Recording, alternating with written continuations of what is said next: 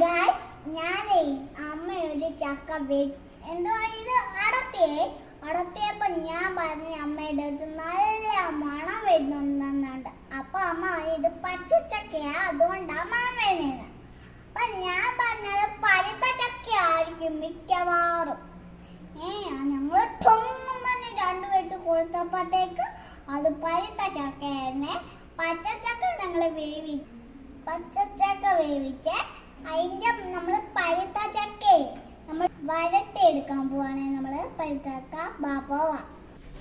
ആദ്യമേ നമ്മൾക്ക് പാത്രത്തിലിട്ട് നെയ്യ് ഒഴിച്ചെടുക്കാം.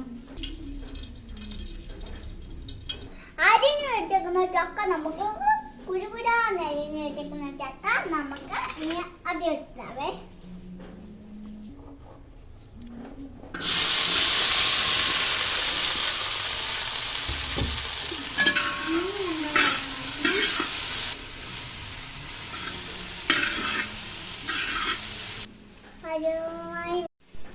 പരുവമായി വന്നതിന് ശേഷം നമുക്ക് ശർക്കരപ്പാനിയും ഏലക്കയും ഇട്ട് കൊടുക്കാം.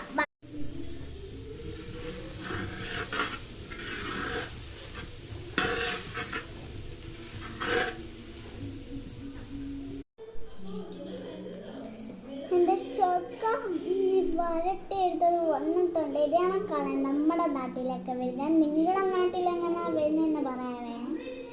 ഇത് ഞാൻ ഒന്നത്തിന്ന് നോക്കിയിട്ട്